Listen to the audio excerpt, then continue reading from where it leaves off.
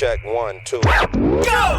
Curious about real estate? Yes! Then you've come to the right place. Get the knowledge you need, get over the fear, and get started. This is the Michael Quarles Real Estate Show with your host, Michael Quarles.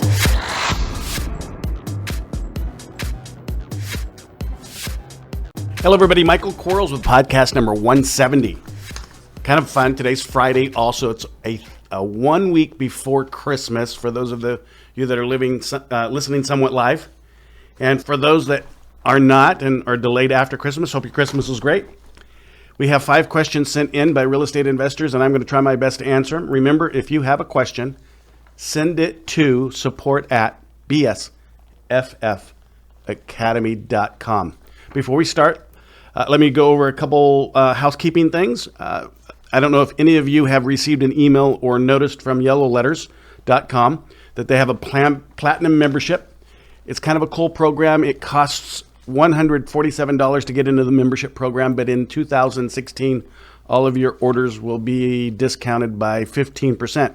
That means if you expect to send out at least $1,000 worth of direct mail in 2016, then the card will actually pay you $3. If you send out $2,000, of course, you'll make $153.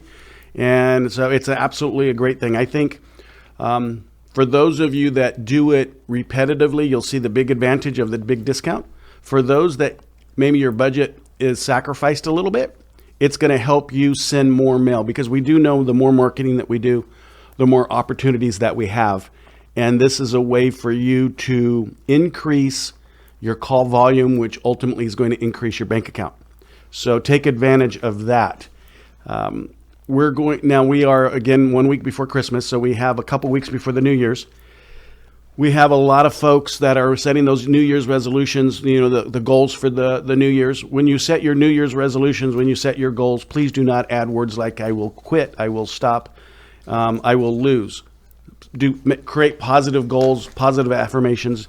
Do things that tell yourself that you're going to win, rather than quit, lose, or stop. A lot of people say, I'm going to stop smoking, quit drinking, whatever, lose weight. If you want to lose some weight and you want to become a little healthier by doing that, rather than saying I want to lose 10 pounds, just say you want to be the weight that 10 pounds less is going to be. So if you're 180 pounds and you want to lose 10 pounds and you want to be 170, by July 1st, by the time the sun shines and I can take my clothes off down to a bathing suit, I want to be 170 pounds. That's a better way of putting it rather than saying I want to lose 10 pounds. Because when you think you're a loser, that's what you are, as a loser. I want you to be positive. I want you to have a positive goal and set them for yourself in 2016. My personal goal, you may have heard this before, is in 2016, I'm going to do more things. I want to get 1,000 houses under contract. And I know that's a big number, but I'm going to try my best to achieve it. I'm also going to create some social awareness, which I really am looking forward to and excited. I get a kick out of doing this, so I'm going to create a bigger social awareness. And I have some really big goals, and goals are great. We should set them not so extreme that we can't achieve them, and then we'll be disgusted with ourselves or depressed with ourselves. But we should set them further than maybe our actions can take us, but not so far that we're going to be depressed. When I look at my 1,000 contracts, I know that's 83 a month. And I know that if I divide that by 22, because there's 22 work days, that's 4 contracts a day. I know the numbers. I know what it takes to get a contract a day. So all I have to do is multiply that by 4. Probably should multiply it by 5 in case one of those contracts goes away. But I know the numbers.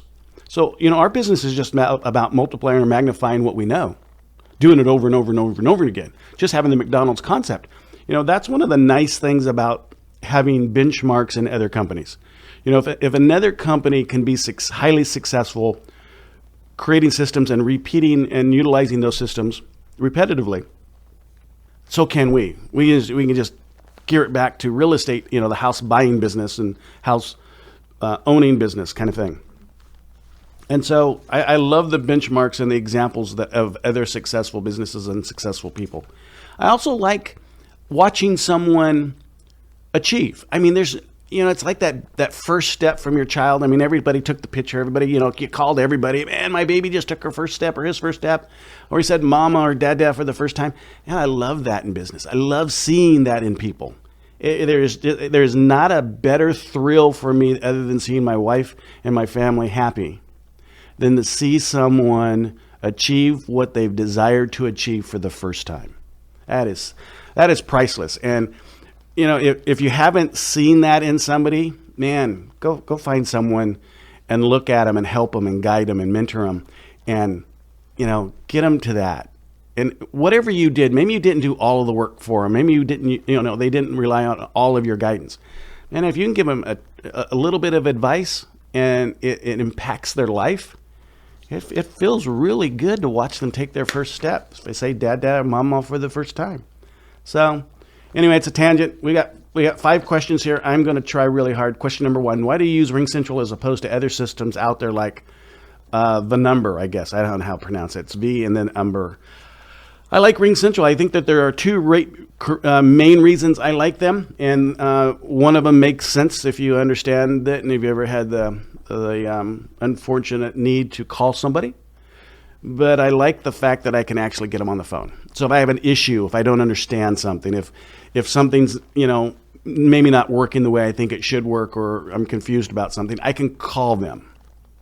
And in today's world, when you're paying a service provider for something and you can't get a hold of them, I mean, they're just not communicating with you openly that way. They don't want to. The cost of them having people sitting around at a call center to talk to you about, how do you turn something on is not economic for them, so they don't do it. Well, RingCentral still does it. I like that. I like that, the hand holding. Yeah, we need to be caressed sometimes, and corporate America sometimes doesn't do it. So I like that. And RingCentral is a pretty good sized company, but I think that's a mantra that they've had from the beginning, or it seems to be. The other thing I like about them, and this is not logical at all. Not logical. It's the reason I like them. No one else can have this reason. It's mine. And that's because I like them. I've used them for a long time. Is their price point higher than other people? I don't really care. I mean, it's like, if you love Fords or Chevys or Toyotas or Bentleys, you like them. I mean, that's, when you have a Ford and you really like your Ford and the Ford just starts breaking down and you say, I need to get another car, you probably go buy another Ford because you like the Ford. Is it logical? No. It's emotional. And I understand that. So I like RingCentral. I like little things like their reporting, and I like their voicemails, the way they set it up, and I like their round robin situation, and I like all their stuff, but I'm sure other companies have that too. Anytime someone invents something or does something and it's a hit, people like it, they flock to it. Other people are going to steal it and implement it too. But I just like it because I like it. So that's why. I hope that makes sense. Again, there's value, enormous, to be caressed from your service provider when you need that caress. So, yeah, I like the touch. Question number 2. I'm a little frazzled and a bit disorganized. What advice do you have for me? Frazzled, disorganized. Well, gosh, I don't know what you're frazzled or disorganized about. Let's call it life. Well, when we're frazzled and disorganized in life, it's because we don't have any goals. We don't have any intention. So like, you're going on vacation, but you have no clue where you're going. You go to the airport, I'm going to go someplace. And they go, well, do you have your ticket? No, don't know where I'm going. Well, I'd be frazzled and disorganized too. So have a plan. Put a plan in action. Look at that plan every day. When I talk to my coaching students, and I hope they understand how important this is. It's the first thing we go over. But we set goals for the year, but we don't just set them for it's going to happen in 12 months. No. We're going to obtain something in 12 months, but we're also, we're going to obtain something in 6 months. We're going to obtain something in 3 months. We're going to obtain something in a month, in a week, in a day. So if you don't have goals for yourself, life would be disorganized. And if you write down a goal, again, make sure it's in a positive. Make sure it's a little bit outside of maybe your experience and what's normal for you, but not so outside of it that you get depressed and frazzled. But set a goal Maybe all your goal is tomorrow, and this should be a great goal for everybody listening. All your goal is tomorrow, because today's over. You've already set today's goals. You got up in the morning, you set today's goal for tomorrow. If you have business cards, take 10 of them and give them to somebody that you don't know. Even if you can't find 10 people you don't know, give 10 of them to someone you do know, but don't give them all 10 to them. It's like you can't go up to your mom and say, "Hey, Mom, here's 10 business cards. I did it. I achieved my goal." No. Don't give them to Mom. She already knows what you do, or she should anyway. And give them to people that you don't know. If you don't have 10 people you don't know, give them to 10 people you do know. Remind them. After careful consideration and a lot of thought, I've become a real estate investor. I've been a real estate investor for 4 years now. I didn't know if you know that. Here's my business card. If you know anybody that's looking to sell a house, I buy foreclosures, I buy lease options. Foreclosures, I buy inheriteds, I buy probates, I divorces, I buy short sales, I buy problem property from landlords, and I buy pretty houses, I buy ugly houses, and give them your business card. That's a goal tomorrow. I guarantee you, no, guarantee is a big word. I'm going to highly recommend that if you pass out 1,000 business cards on purpose, regularly, I've been passing out business cards for the last 25 years, and I passed out 1,000, and I haven't bought a house yet. That's not what I'm talking about. I'm talking about if you do it 10 times a day, every day you get up, that you've been frazzled and disorganized in the past, I want you to be organized, and I want you to pass out 10 business cards every day on purpose. By the time you get down to that bottom of the box, you're going to have a house. It's the law of averages. It's 6 degrees of separation. You tell 6 people, and they tell 6 people, they tell 6 people, they tell 6 people. You're going to buy a house, all right? Frazzled, calm down. Sometimes we're like this ping pong ball, or this, what are those games, as a kid I used to play them. What are those things, the little ball that you hit up and you have paddles, and that's how we feel, like we're just getting knocked all over the place because we don't have any direction. Calm the friggin' down. Take one step at a time. Roger Bannister broke the 4-minute mile, but he didn't do it on his first day of running.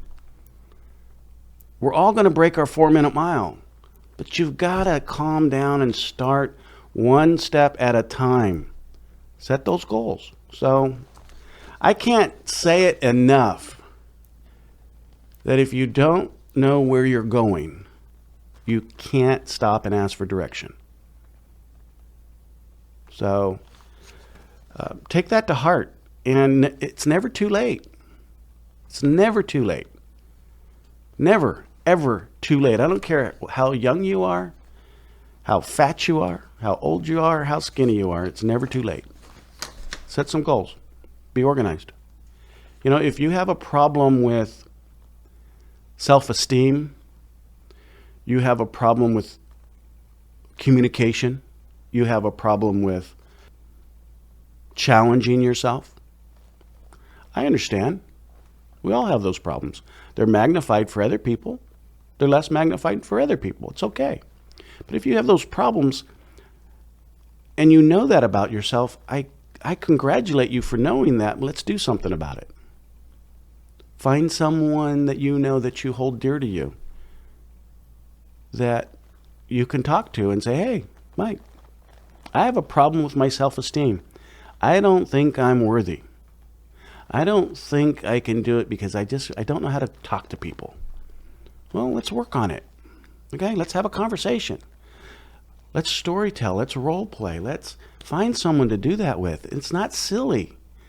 Don't think you're going to make a fool of yourself, because you're making a fool of yourself by not trying to, by not setting goals. That's the fool mentality. It's not a fool mentality to go achieve something. That's a prosperous mentality. That's an abundance mentality. Yeah, I was watching a show. I'll call it the History Channel, the World Channel, the Earth Channel, whatever it was. Anyway, they were talking about how to get out of quicksand.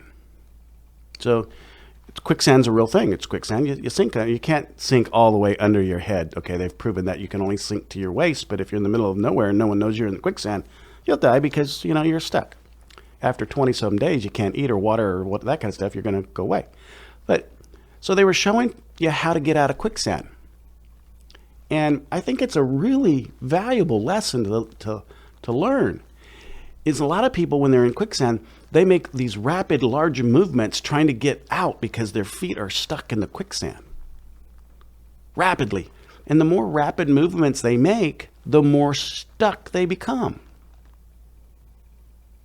So imagine, you've stepped in quicksand, you know you have to get out, you start fearing for your safety, and so you make these rapid movements, we call them life movements, to get out of the situation that we're in, but yet because we're rapidly trying to, we just get more stuck because we're not concentrating.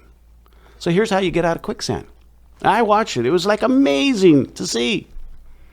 Itty bitty movements. Itty bitty, small, slow, on purpose movements. As you do that, the sand separates from your body and you can start lifting yourself out of the sand. Amazing. Rapid movements don't work. They just trap you more. Slow, smooth, on purpose action set you free. Question number 3. When you're an up and coming investor, before the Hummer, before the Bentley, what would your today Michael tell that up and coming Michael? Gosh, guys, that's a great question. If you want to know the truth to it, I've always been me. I was blessed with horrible parents. I mean, I was blessed with horrible parents. And that blessing set me free. I think sometimes that our love the love that we're giving from those that love us confines us a little bit, gives us too much security, gives us too much of an ability to rely. I didn't have that. I had horrible, horrible parents. Let me say it one more time. Horrible. Like when you looked up horrible parents, that they were the definition of horrible parent. So I knew from a very young age that I didn't want to be that. I didn't want to create that for anybody else's life, the definition of that. And so as soon as I legally could, I left. I left, kind of thing. I think that's what you do when you have a set of horrible parents. And that Michael right then is the same Michael that I have today. I'm wiser today.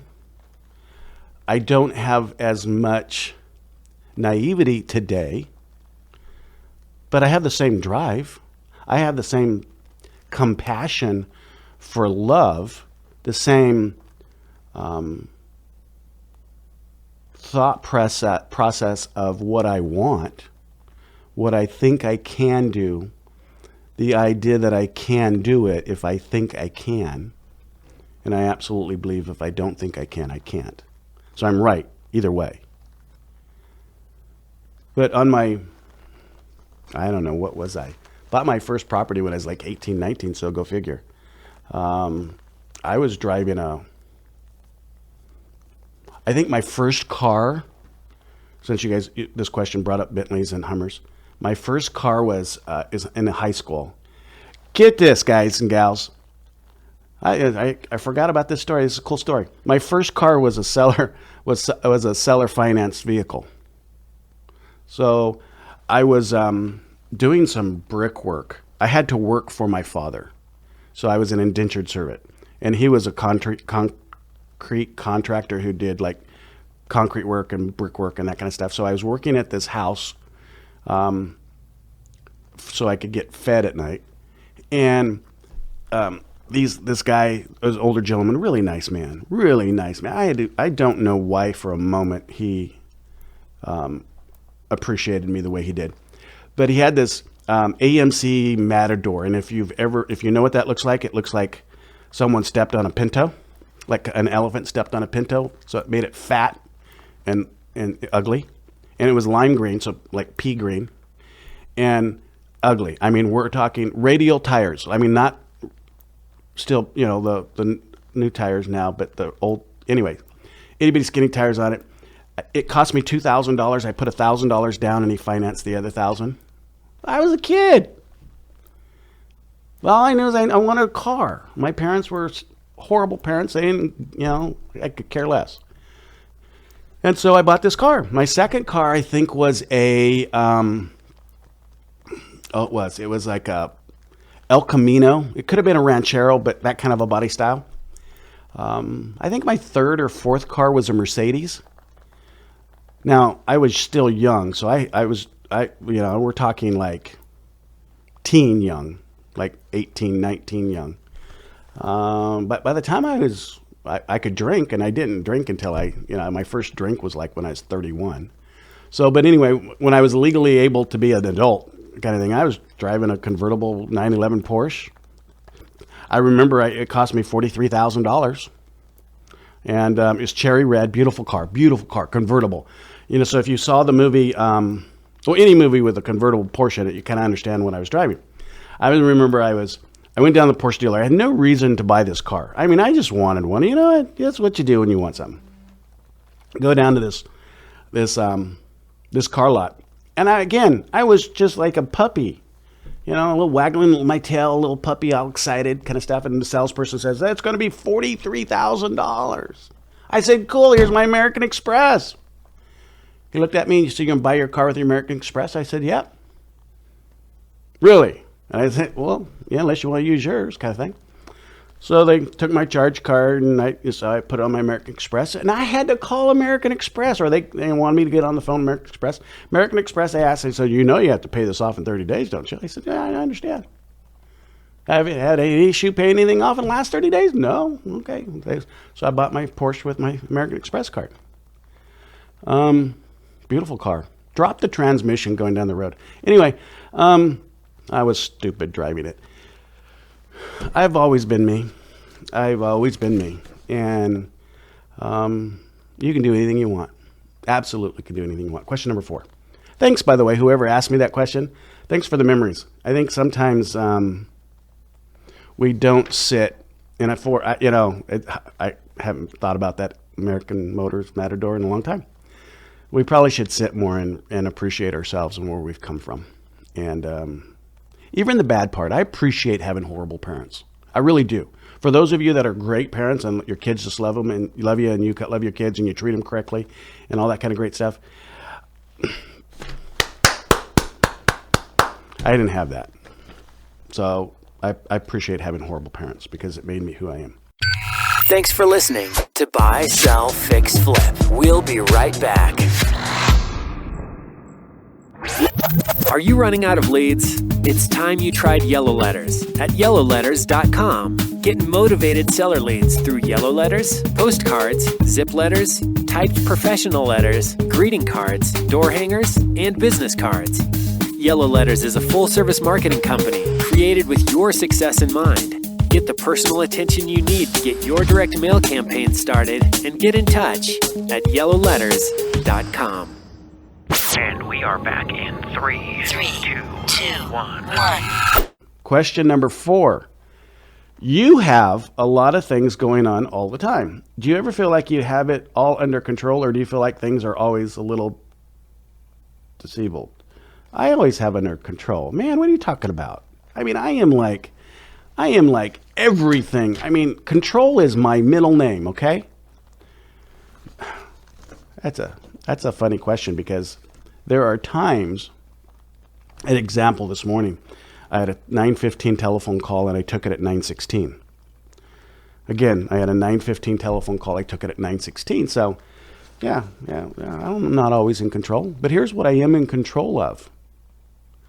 My destiny. It's what my plan, my intention is, my expectation of myself, my surroundings, what I want. Yeah, and I'm in control of that. It may be delayed a little bit. I may be a minute late, but I'm going to get it. And I got a lot on my plate. If someone wants to compare plates, my plate's like enormous. But I love it. I love it. I had to get rid of some of the things I didn't love. And that's what I learned in 2015. When you show up at the hospital, with the blood pressure, like it shouldn't be there. Like 2 people's blood pressure, that would be what 2 people's blood pressure would be. You got to take some stuff off your plate. You got to, it's sometimes when you're type A personality, and I am, I appreciate myself for being a type A. You've got to really magnify and think about what you don't like. Because you like everything. Man, I like everything I'm doing. Yeah, you don't really like everything you're doing. You like doing everything, and there's a difference. And so I had to figure out what I didn't like and do less of that. Figure out what I do like and do more of that. And so, because sometimes when you're so busy, you don't feel the stubbing of the toe. You're so busy, like you're running that race, your endorphins are kicked in, you're just flying, you're just going, and you're stubbing your toe as you go, but you don't feel it. But when you stop, relax a little bit, or try to, and your friggin' toe's sitting there throbbing. It's like, man, what are you taking me through? Well, I was running this race, man. I was wanting to win. I was wanting to achieve. Yeah, but watch out for the little obstacles. Get rid of those. Get rid of those. Do what you like doing. Man, 2016, I'm going to do what I like doing. Question number 5. Thank you for that question, by the way. Question number 5.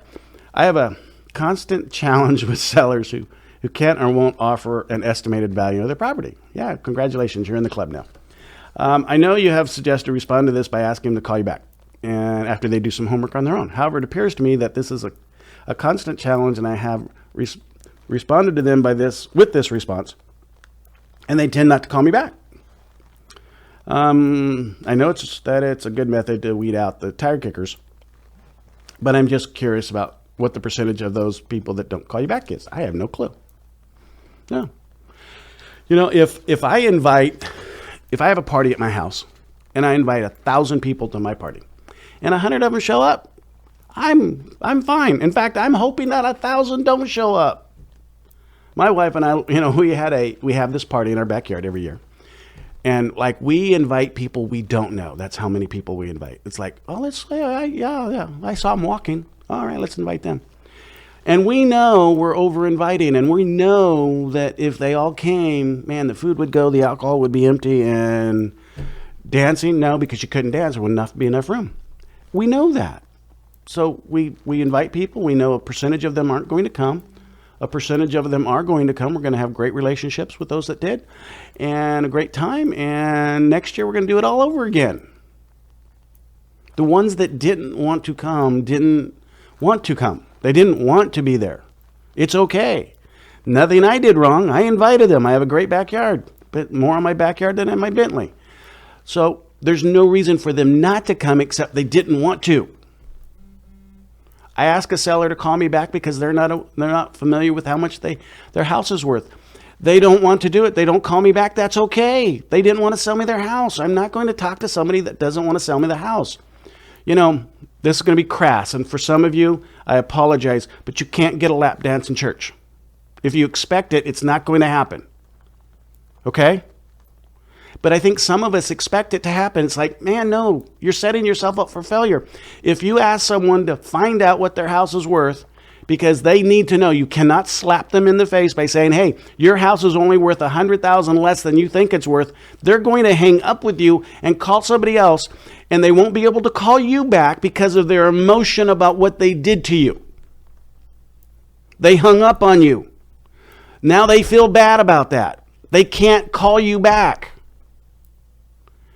Their person doesn't allow them. And you know what I'm talking about. If you've ever been in an argument with a stranger that sold you, that had an item you wanted, a salesperson or whatever it is, and you stormed out of that building, and then later you decide, man, but I really wanted that sweater. You're going to go get that sweater someplace else. You're not going to walk back into that building and go, oh, I'm sorry, I was a jerk. No, you're not going to say that. Very few people can apologize for their actions. Very few. Very, very, very few. And if you can, great. I applaud you. It's very difficult to apologize for your actions. So if they don't call me back, that's okay. I'm not going to get them riled up by giving them a number. I'm not going to tell them they have an ugly baby. That's what it's like. Your friends, they just had a baby. It's a friggin' looks like an elephant. Like, really? You had that? It came out of you? What were you guys thinking? Stop doing those drugs. Whatever. You're not going to say, man, your baby looks like an elephant. You're going to say, man, you have a cute baby. You're going to wait for somebody else to tell them they have an elephant baby. And we kind of have to do that same thing. We can't do that. We can't tell a seller. We can't put them in reality land. Let a realtor do that. Let another investor do that. Let a flyer box do that. Let a realtor magazine do that. Let the classified ad section. Let Craigslist do that. Not us. And when they are motivated to sell, when they do need to sell, they will call us back. You know, in California, I don't know how it is in other states, but in California, if you need gasoline, there's gas stations, thank goodness, and those gas stations are required to post in a way that you can see it from the street, the price of gas. So you don't drive into the gas station, get all the way up to the pump and see it's $14 a gallon. So from the street, before you pull into the building or the area, you can say, hey, it's $2.91, 9 tenths, kind of thing. All right? You know, they're making you aware. You have expectations. You can choose. You can decide. Yeah. You know, don't shock. Don't let them be shocked by somebody else. But, yeah, no, I call them, let them call you back. They don't call you back, they're not ready. But imagine this for a second. You go into that gas station. I mean, you're out of gas. You're looking down there, and my wife, she said, I need to borrow your Bentley this morning. Can you take my Mercedes? I said, sure, honey. She says, oh, by the way, what? It needs gas. It was chirping at me when I turned it on. It said, Mike, put gas in me. All right. That's why I was a minute late. Just for you guys to know what I really didn't want to be late. I was putting gas in my wife's Mercedes because she had to borrow my Bentley. Now I understand why she had to borrow my Bentley, because her car was out of gas. Anyway, I love my wife. I'm going to do it. And I'm not going to say anything to her. She listens to the podcast. Baby, I love you. Thank you for giving me the opportunity to put gas in your car.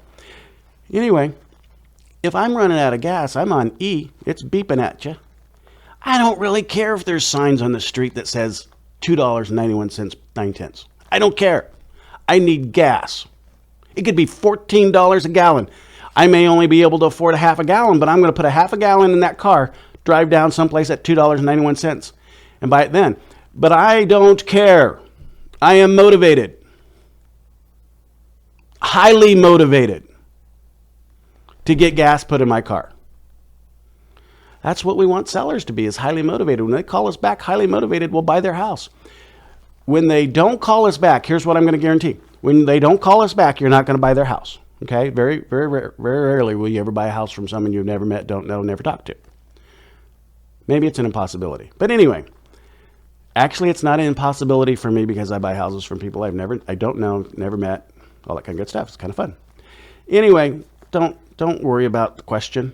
You know, the real question is, and the real answer to your question is, how much marketing are you doing, and are you doing enough marketing? If you're not, do some more. Get more people to call you back. That's the question. That's the discussion. The discussion isn't, how can I make something out of this crap? That's not the discussion we have. The discussion we have is, I have an abundance of opportunity. Let me sort through the abundance of opportunity, push the really good opportunity over in this little bitty area that I want to concentrate on. The other abundance of opportunity, I'm going to refer it out. I'm going to wholesale it. I'm going to give it, refer it to my real estate professionals. I'm going to get a commission split. I'm going to do whatever it is. But the really good ones, I'm going to do myself. So we want to really look at monetizing everything we do from a real estate perspective. And I know that there are guys and gals out there that had sellers call you and say, I want 80 cents or 85 cents on the dollar. What they're telling you is I need a real estate agent. I need a real estate professional, because a real estate professional can take an 85 center and everybody be happy. A real estate investor typically can't, unless we want to do some LOs or substitute resales or something like that. So if that's the case and you have some 85 centers, you can monetize that stuff. You create those relationships, figure out how to do that. And you guys have a great weekend. Enjoy yourselves. Love those people around you. Tell people that you maybe haven't told in a while that I appreciate you and I care for you. And if there's anything I can do to help you, you know my number. And, bless those that have blessed you. You guys have a great weekend. Talk to you soon. Bye-bye. Thanks for listening to the Michael Quarles Real Estate Show. Get more info and stay in touch at michaelquarles.com.